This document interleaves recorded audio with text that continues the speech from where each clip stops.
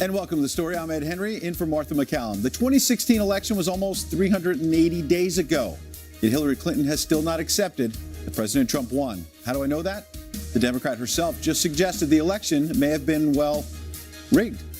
I think that there are lots of questions about its legitimacy, and we don't have a method for contesting that in our system. That's why I've long advocated for an independent commission to get to the bottom of what happened. Wait, didn't Secretary Clinton say in the final presidential debate that it was critical to our democracy that the losing candidate accept the results? Yes, in fact, she accused candidate Trump of charging the election was rigged every time things were not going his way. She called that horrifying for our country. Yes, horrifying. Was that just because she was convinced she was going to win? We'll put that question to our exclusive guest this hour. Top Clinton advisor Philippe Reines, seen here playing candidate Trump in the Democrats' mock debate sessions last year. He has a lot he wants to get off his chest about a civil war brewing within the Democratic Party.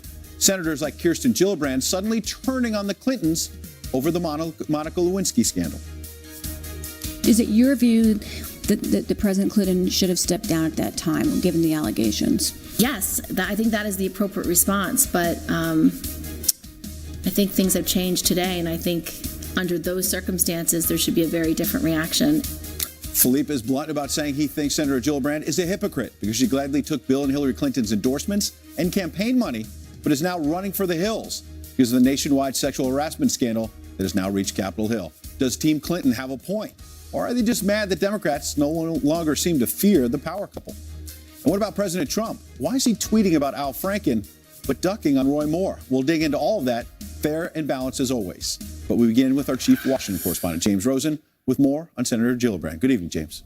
Ed, good evening from Washington. As the occupant of the New York Senate seat once held by Hillary Clinton, Senator Kirsten Gillibrand is frequently mentioned as a potential contender for the Democratic presidential nomination in 2020. Early in her political career, she campaigned with former President Clinton, but now Gillibrand tells the New York Times that Mr. Clinton should have resigned the presidency amid the sexual misconduct allegations that led to his impeachment and acquittal at trial in the Senate. Things have changed today, and I think under those circumstances, there should be a very different reaction. And I think in light of this conversation, we should have a very different conversation about President Trump. Former President Clinton's office did not respond to our request for comment, but Gillibrand's comments provoked a furious reaction from Philippe Reines, the former spokesman for Hillary Clinton, who tweeted, and I quote, "The Senate voted to keep President Clinton, but not enough for you, Senator Gillibrand. Over 20 years, you took the Clintons' endorsements, money, and seat. Hypocrite. Interesting strategy for 2020 primaries. Best of luck." Prominent figures at the New York Times, The Atlantic Magazine, MSNBC, and elsewhere have recently called for the Democratic Party and the feminist movement to have a, quote, reckoning with their defense of the 42nd president against charges including rape similar to those sweeping various industries today. Mr. Clinton belatedly acknowledged an inappropriate relationship with his 22-year-old intern, Monica Lewinsky, but he denied the rape allegation from Juanita Broderick. In January of this year, a Gallup poll asked respondents to rank how various presidents will go down in history. 33% said Bill Clinton will be ranked above average. 33% said just average. 17% listed him below average, with 10% predicting he'll be ranked outstanding. Ed? Thank you, James. And here now, the aforementioned Philippe Reines, former advisor, or still an advisor, really, to Hillary Clinton. Good evening, Philippe. Appreciate you being here. Hi, Ed. Thank you for having me, I think. We're old friends, so this should go well. I want to get straight to that tweet about Senator Gillibrand and what you said. Ken Starr spent $70 million on a consensual sex act. Senate voted to keep President William Jefferson Clinton, but not enough for you, Senator Gillibrand. And we'll get to the rest of it in a second. First of all, you seem unhappy that Ken Starr had $70 million in unfettered power to investigate a president. So why are you cheering on Robert Mueller these days? No, I don't think that's the point I was making. The point I was making, and thankfully I have more than 280 characters to do so because it's a pretty complicated subject, is what's happening now is that people are very bravely coming forward, whether it's Rose McGowan or Barbara Comstock or Lee Korfman, with accusations of things that they felt they could never come forward with before. That has taken a tremendous amount of bravery, and it's important. Mm-hmm. What happened with Bill Clinton is a complete false equivalency. human being in the United States whose personal life, their infidelities, were looked at more than Bill Clinton. His accusers were afforded the opportunity to confront him. He was afforded the ability to defend himself. And my point about the $70 million is that it was thorough. Okay, I'm going to give you the time to go through it. Let's pick it piece by piece, though. First of all, when you call Senator Gillibrand a hypocrite, are you admitting now that a lot of Democrats back in the late 90s did not call for President Clinton to resign over his relationship with an intern because they wanted him to stay in power? They wanted Democrats to keep power. Gillibrand wanted the Clinton money. She wanted the endorsements, so she didn't really speak her conscience. I don't know why she chose yesterday. Part of me wants to give her the benefit of the doubt that she was baited by the New York Times. I don't think, to your viewers, I have to say much more than that about the Times. But her point was strange to me because she probably didn't come to this feeling and thought and position yesterday. Why she wouldn't have in the last 20 years vocalized it is strange to me. Nothing was stopping her. But what really was curious to me is why she didn't, what she didn't say, not what she did say. She didn't go on and say, I wish I had said something earlier. I regret not saying something earlier. And, you know, in the lead up to this, you talked about Democrats and Senator Gillibrand turning on the Clintons. Yeah. I don't think that's what happened. I think she turned to the Clintons. And that is just a false comparison. Okay. I have a feeling there are people watching right now who said, I am done with the Clintons. Stop talking about that. Right. So, and it was unnecessary for her to do that because, right. again, this is someone who had, I mean, this country had a reckoning over Bill Clinton's okay, I want to press you, though. behavior. Isn't it, in fact, that there are Democrats like Senator Gillibrand, Donna Brazile with her book, they no longer fear the Clintons. And part of your tweet, part of the reason why you're angry is that top Democrats are saying to the Clintons, get off the stage. I don't think so. I think what Donna wrote in her book, I'm not really sure what she was doing. I think more than anything, the Democratic Party and people who know Donna are just flat out confused by what she wrote, especially since what she wrote and then what she subsequently said on television didn't really we're running out of time, up. so I want to give you, I've been giving you time on all these, but I want to press you. You said that Bill Clinton's accusers were heard. And you talked about this sexual harassment, movement around the country where people are saying women need to be heard. Has Secretary Clinton done any soul searching? Does she regret that she didn't let Juanita Broaddrick and other women be heard? I think if she were sitting here, she would say the same thing I'm saying, which is that Ken Starr, I mean, you don't have to believe Okay, let's me. not go You back to don't have Ken Starr. I believe want to her. give you a chance. But has the she reason- done soul searching? She did not let Juanita Broaddrick, because Ken Starr was about Lewinsky. Hillary No, but Clinton. Go ahead. Ken Starr looked into Juanita Broaddrick. Juanita Broaddrick gave Ken Starr a deposition where she said nothing happened. So I think it's important to have those facts. Ken Starr, I think we can all agree, was not looking to protect Bill Clinton.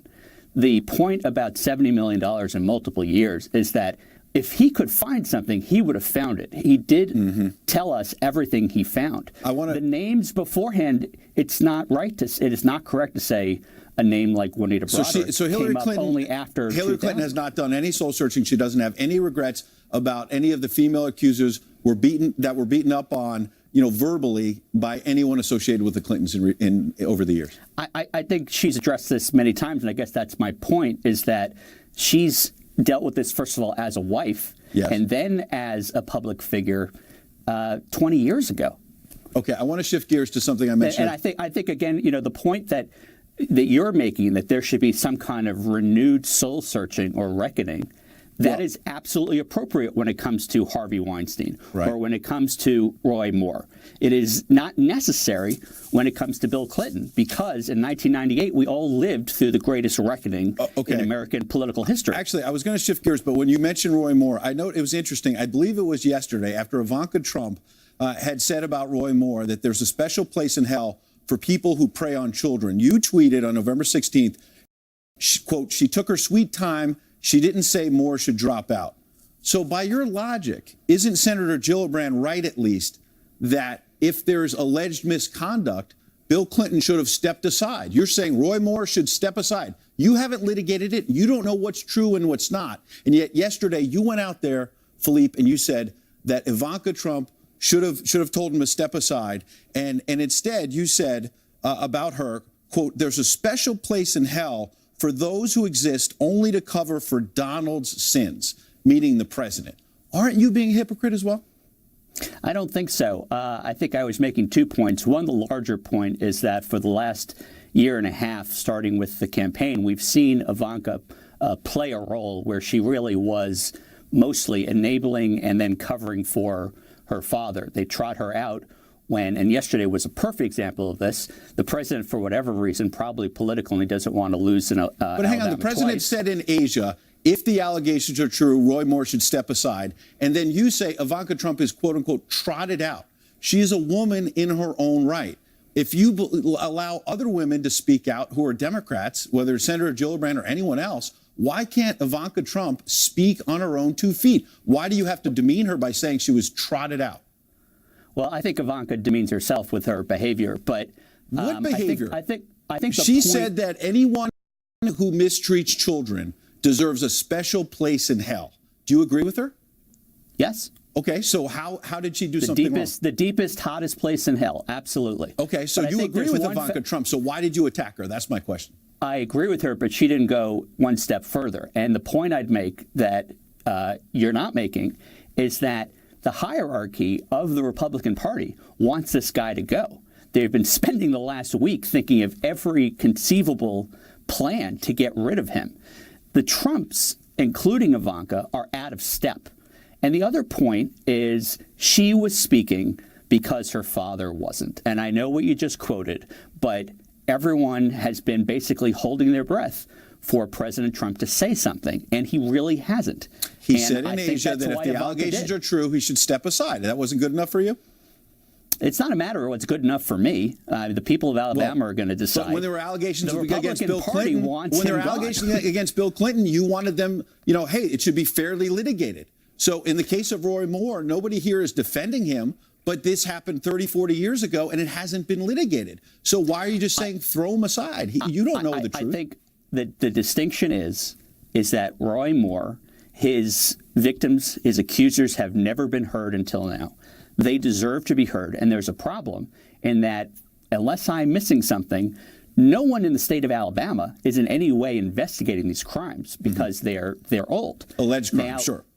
The only time he is going to be held accountable is first at the voting booth on December 12th, and then second, if the Republican leadership is to be believed, when he is sat and they try to expel him, which is something I'll believe when I see. But the larger point, Ed, is that people need to have their day. Both people who are accusing people of crimes and both the people who are being accused. Okay, I went over time already. Roy Moore has not had that. Al Franken has not had that. Bill Clinton has had that in spades. I've tried to let you have a lot. I want to play one more clip because I said this at the top of the show. Here's what Hillary Clinton said in the last presidential debate. That's horrifying. Every time Donald thinks things are not going in his direction, he claims whatever it is rigged against him. That is not the way our democracy works. Philippe, very simple last question. Here we are more than 1 year later, and Hillary Clinton is saying Donald Trump was not legitimately elected. She accepted his election she's not 2 a.m. in the morning election night. I was there when she spoke to him. Right. And a year later, she's saying it was not legitimate. No, what she is saying is that what happened is something that can happen again. And it's unfortunate that the president won't take it seriously until he's at the wrong end of it. If she had been president, if she had been elected, she would have, and she learned that the Republicans, or excuse me, the Russians helped her, she would have been furious. She would have said, this is unacceptable. We are going to figure this out. We're going to go after them. So, President Trump has not done that because he was on the right end of it. And that's a problem because the Russians want to disrupt. And they're going to disrupt who's in office. And I would think the Republican majorities in Congress, the governorships, and the White House would be concerned because they are the biggest targets for a country hell bent on disrupting us. Giving you a lot of time. Appreciate you coming on. I hope you'll come back and you have a wonderful Thanksgiving. Anytime, Ed. Thanks, Philippe. Here now to react, Katrina Pearson, former Trump campaign spokesperson, now spokesperson for America First Policies, and Dr. Wendy Osefo, political commentator and professor at Johns Hopkins University. Katrina, I want to start with you to get the Republican perspective. Well, how do you react to what Philippe said? Well, leave it up to a man defending Bill Clinton to be so misogynistic and sexist with his tone regarding Ivanka Trump, who is a very well-educated and accomplished businesswoman in her own right, to insinuate that she can't speak without her dad's permission does shine a spotlight on why the people are fed up with the Clintons. But I will agree with him on one thing. This isn't really about Bill Clinton, Ed. This is a much bigger picture, because I just don't buy this sudden moral compass that the left has with regards to the way men are treating women. This is all about political expediency, and we know this because Senator Gillibrand, who's out there now suddenly finding her moral compass after taking tons of money from the Clintons, hasn't said anything about Bob Menendez and the allegations about him with underage prostitutes, hasn't demanded anyone resign today, and we're seeing this all play out before our eyes. We should say Senator Menendez has vociferously denied that he engaged in improper conduct, as you suggested. But Wendy, I want to get your reaction. Should there be a reckoning for Bill Clinton within the Democratic Party, as some on the left have suggested? We can say that there can be a reckoning for Bill Clinton, but what needs to be underscored here, and why Philippe was talking about that $70 million, is this was consensual. It was consensual between adults. What we are seeing here from Franken, who is on the left, as well as Moore, who is on the right, has nothing to do with politics. It goes to a broader issue of sexually predatory behavior that we see not just in Capitol Hill, we see in Hollywood, and some of us see every day as we walk in the streets. But Wendy, so we have to keep that at the forefront of the discussion, because once we make it political, we are moving to the side the women, the men who have been victims of this action. But Wendy, you and Philippe are both right that the Monica Lewinsky situation was litigated a lot, and Bill Clinton paid a heavy price for that. But when you say it was consensual, there were other allegations that were not consensual, allegations of rape that, I should say in fairness, Bill Clinton has vehemently denied himself. Why wasn't that? Is there going to be a reckoning on that, is my question. And that's the answer. The answer is that $70 million was to find any and everything as far as evidence to say that these accusations are actually correct. And with that money, what was found was the blue dress from Monica Lewinsky. Now, everyone deserves their day in court. Everyone deserves to have these accusations fleshed out. And we have to make sure that happens. And that is the difference here. We have to make sure that the accusers on Moore's side are also heard. Where is the investigation, or are we going to have one? All right, let me get Katrina in but here. At the end of the day, Ed, here's the situation. This is not about a reckoning, okay? This is definitely political, and it's very highly charged. Because if this was about women, was about the women, Senator Gillibrand herself says that there are sitting members of Congress who are preying on women. She refuses to name those names. That is completely unacceptable, and that is my point. This is not political. Go ahead, Wendy, and then I got a last question. To say that this is political is to undermine everyone who has ever been sexually harassed. This is about a systemic problem. That's not the point you made. Then you need to speak clearer, because that's not what you just said. We need to make sure that everyone who's ever been harassed has their day in court. This is not about politics. Join me Katrina, and have Senator Gillibrand name those names. The people need to know who is preying on the people here in Congress. I suspect that some of those names on Capitol Hill are going to be coming out because there's a lot of public pressure. Last question, Katrina. There's been a lot of pressure, speaking of pressure, on the president, on the White House. You heard it from Philippe. I want to give you a fair chance to respond. I noted the president said in Asia that if it's true, Roy Moore should step aside. He hasn't commented in recent days. I'm going to give you a chance as somebody who supports him. Should Roy Moore step aside, yes or no? You know, Ed, I am someone who's worked on the forefront of insurgent campaigns against the establishment, being a candidate myself. And I've just made it a point to never believe anything weeks leading up to an election. The president is absolutely right. That is terrible. It is absolutely right that the people of Alabama need to make this decision. If Democrats in Washington, D.C. can reelect a mayor after being caught on video smoking crack cocaine with a prostitute, and then a president who said grab women by the genitalia, that's a president that you support? Are you serious? If Democrats can do that, Republicans can elect their own candidates as well. Let's not talk about a Democrat Democrats who elect a mayor who This smokes is crack about cocaine elections. when we This have is a about the president? people of When we have a Wendy, I'm going to let president- Wendy talk. Wendy, let me ask you this. Katrina, Hang on, both of calm you. down. Okay, Wendy. Yes. We got 1 minute left. Calm down. Let's not shout at each other. Let's do this in a nice way, polite. Wendy, what about the fact that Al Franken has admitted that he did something wrong, and it appears that he forced himself on the radio TV personality in that case? And the White House said today, look, the president has not admitted any wrongdoing. Why is that not good enough for you? We have to be clear. Al Franken said, let's have a special counsel. Let us investigate this. The president should also have a special counsel because he already has a special counsel. He has over 12 women. You want another who investigation? accuse him This is of that. about It's not politics. politics. It's a double standard. It's The about left you doesn't supporting have a a reckoning. man. This is all about It's about politics. you supporting Okay. a man who said, I will grab women by the genitalia without their All right, I want to thank you okay. both. We didn't settle anything. We appreciate you both being on. Have a wonderful Thanksgiving if I don't see you. Up next, the FBI confidential informant who went undercover to investigate Hillary Clinton's role in the Uranium One deal will soon be spilling his secrets. Michael Caputo, a former Trump advisor, and Marie Harf, former State Department spokeswoman. They're both here next. There was an FBI informant starting in 2009. Well, I have not talked with him, but the Department of Justice, I understand, has approved him providing information to the Congress. And I understand it'll be set up in a few days, and you'll be able to hear from him direct. That was Attorney General Jeff Sessions earlier this week confirming that a confidential informant who is believed to be critical to the investigation into Hillary Clinton's role in the Uranium One deal will tell lawmakers about what he found out. His identity was secret until now. Our own Trace Gallagher live in our West Coast Bureau tonight with the story. Good to see you, Trace.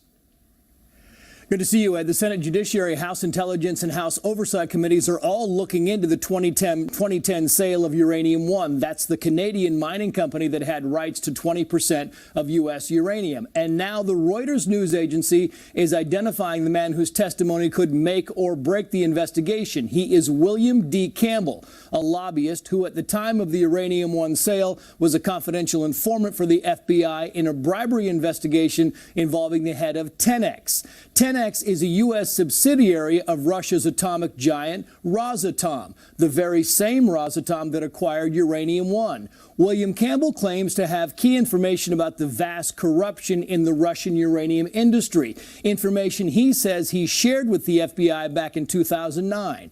Here's Campbell's attorney. Watch. So here's my question. If he's telling this to the FBI, and at the time the FBI is telling him, oh yeah, we're briefing Bob Mueller and we're briefing the president on this, why did this CFIUS deal get allowed to go through?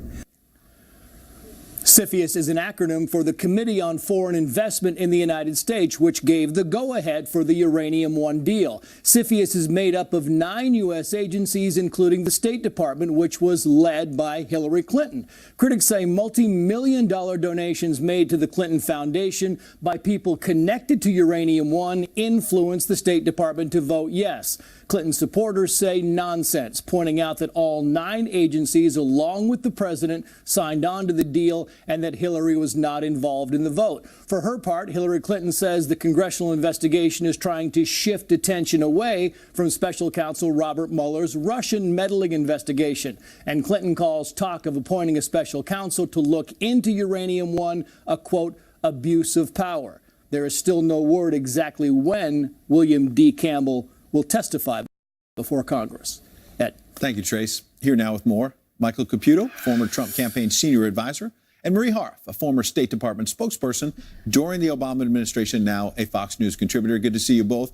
Marie, you were at the State Department, obviously, for a long time during the Obama administration. You and I have spoken off the air, and you don't think there's a whole lot to this Uranium One deal. But how do you know that when we have not yet heard from this confidential informant?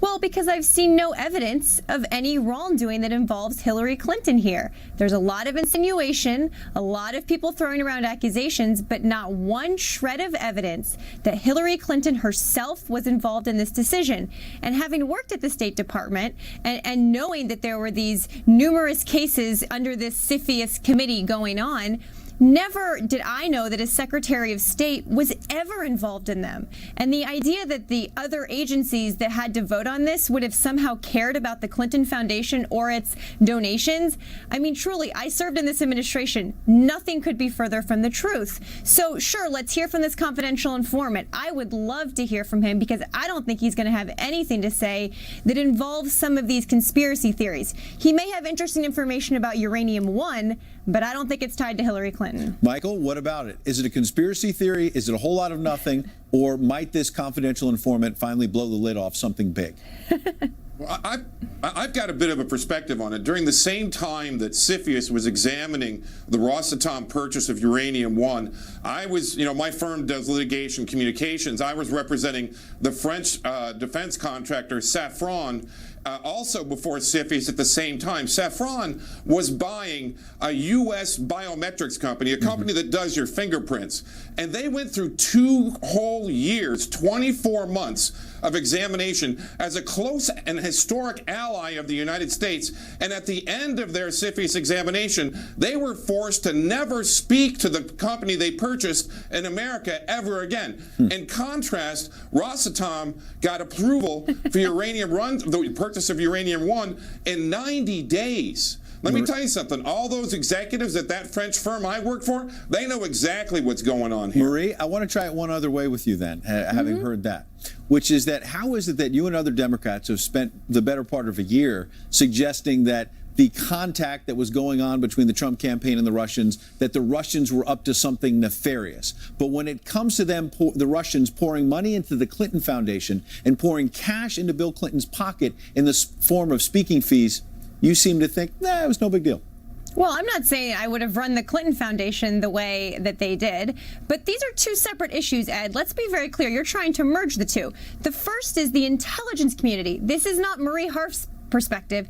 The nonpartisan intelligence community has said that the Russian government intervened in our election to help elect Donald Trump because they didn't like Hillary Clinton.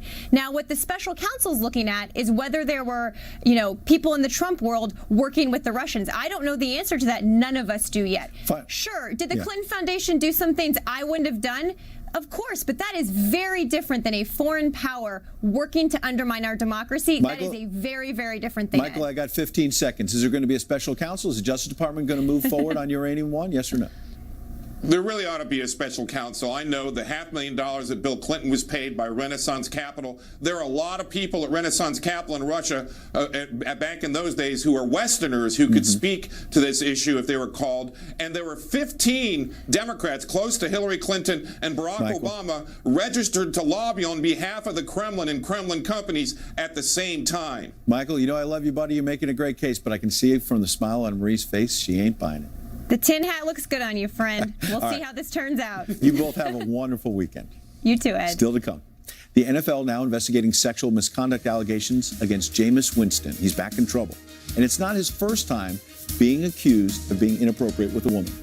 Plus, President Trump's promise to overhaul our complicated tax system could happen by the end of the year. One of the men who's helping to craft the plan, he's here next from the White House on What's in It for You. Developing tonight, a huge story for your wallet. Comprehensive tax reform is one step closer to reality for President Trump tonight on Capitol Hill. Late last night, a Senate committee approved its version that includes a controversial provision to repeal Obamacare's individual mandate. But getting to 50 votes in the Senate is going to be a tough haul. Listen to this.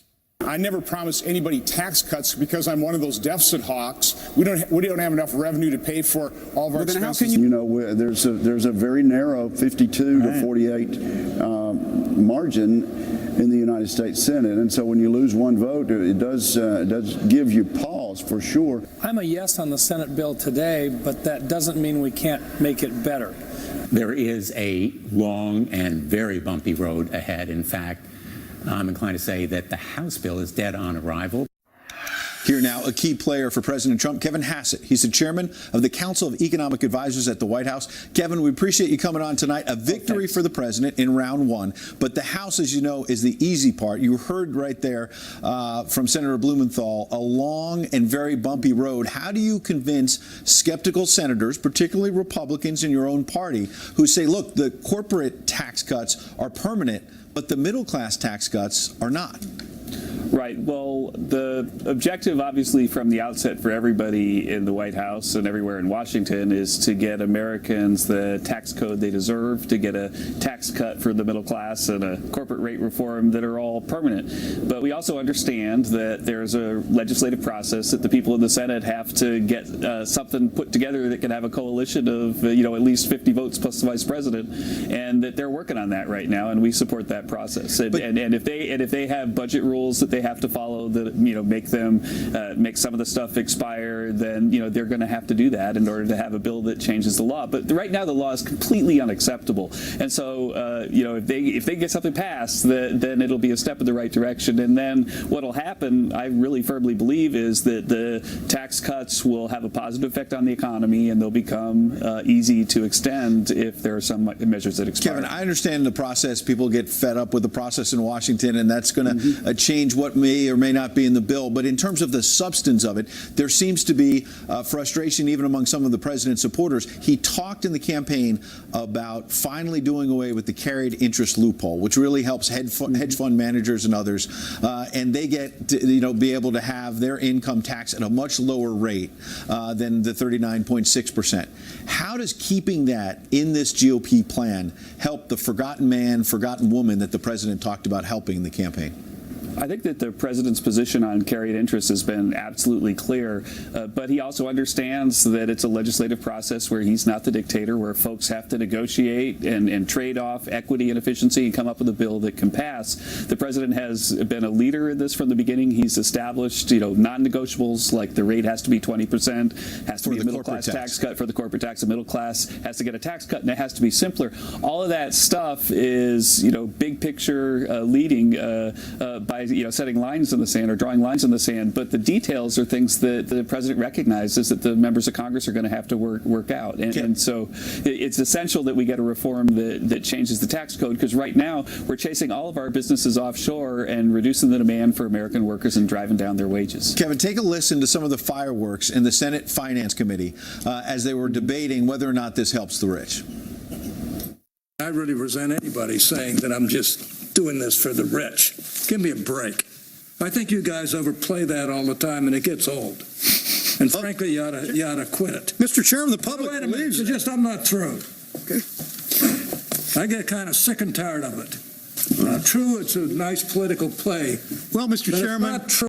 With all due respect, I get sick and tired of the richest people Regular order, country Mr. Chairman. getting richer and Regular order. We do a tax Regular order. middle class Regular order. and over again. How many times do we do this before we learn this? Kevin, Democrats, you don't have a single Democratic vote on board, and they keep saying, no matter what you put in the bill, this is for the rich. How do you get to 50 votes plus the vice president in the Senate when you've got Democrats basically completely opposed to this? Right. Well, I think that exchange that you just played is an example of people just, the opponents really of this bill at times losing track of the idea that the people who disagree with them do so honestly. And I think that I firmly believe that this tax bill is something that will help the economy, that will help the middle class. I've written, for more than a decade about how it benefits blue-collar workers to bring jobs back home. And now it could be that I'm incorrect about that. It could be that Senator Hatch is incorrect about that, but to say that we're just the tools of the rich and we're just trying to give money, that's just inaccurate and incorrect. And I just think that the debate would be much more productive if people would just think a little bit about what it looks like from the other person's perspective. And again, if you look at President Obama, he proposed a 28% corporate tax rate.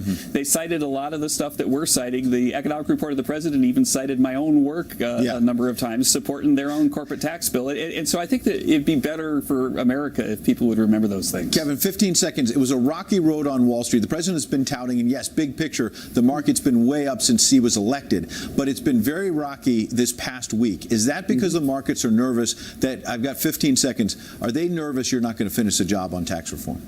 I think that the markets would go down if the tax bill were to fail because this is really good for America. And I think the nervousness this week is visible in markets as well. Kevin Hassett, that'll have to be the final word. Appreciate you joining us. Thanks. Great to be here. And the war of words within the NFL heating up tonight as Jerry Jones, owner of the Cowboys, not backing down from his promise to take down League Commissioner Roger Goodell. Can the NFL survive this? Plus, less than a week after President Trump returns from his historic 12-day Asia trip, there's a new North Korea nuclear threat. The story next. Do not underestimate us and do not try us. We will defend our common security, our shared prosperity, and our sacred liberty.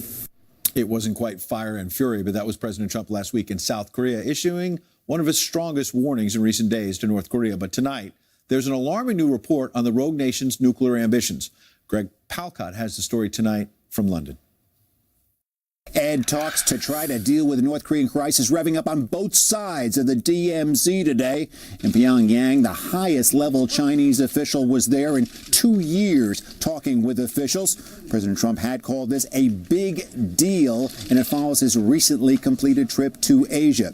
Still, the U.S. envoy on the issue in South Korea today said so far there have been no signals from the regime of Kim Jong-un that it was interested in talking. An official for the regime saying that there would be no talks as long as U.S.-South Korean military exercises continue. The U.S. just wrapped up drills with its aircraft carriers in the region.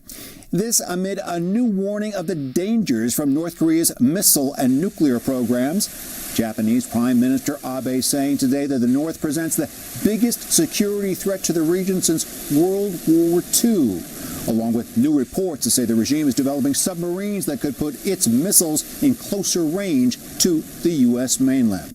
Finally, following the defection earlier this week of a North Korean soldier across the DMZ, another glimpse of how tough life is in the North. A doctor saying he had never seen the sort of parasites he found inside the soldier's body, a sign of the widespread nutrition and hygiene problems there. North Korea a threat to all sides. Ed.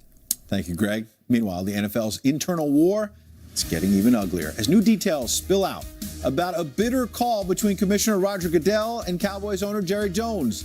What does this mean for what they at least call America's game? I still love baseball. But Guy Benson and Richard Fowler, they'll have all the fallout next.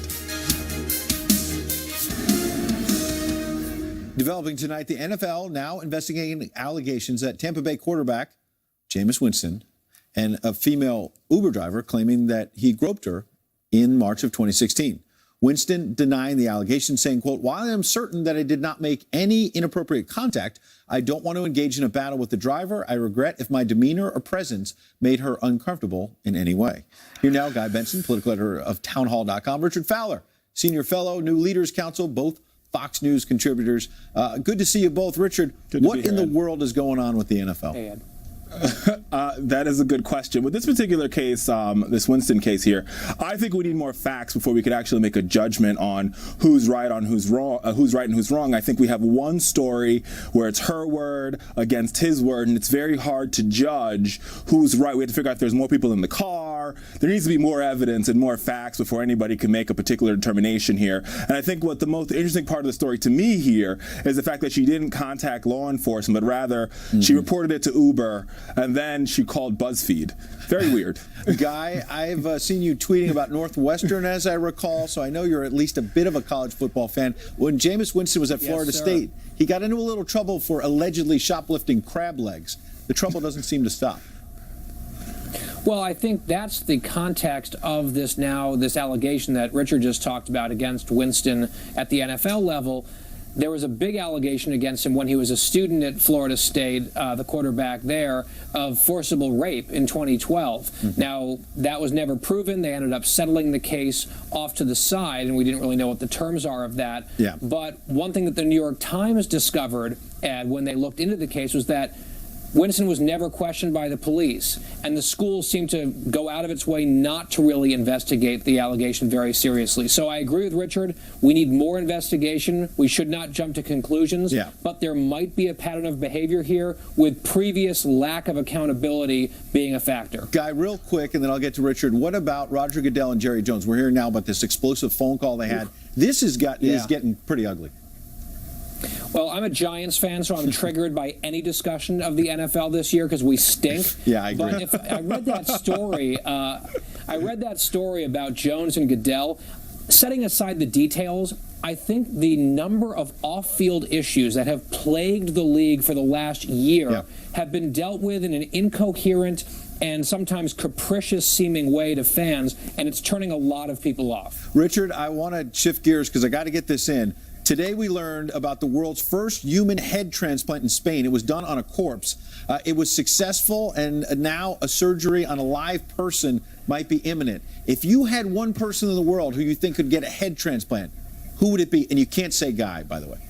Oh, don't worry. I love Guy, but it won't be Guy. I would definitely trade heads with Oprah Winfrey. Easy answer. A head transplant? You want her head on your body?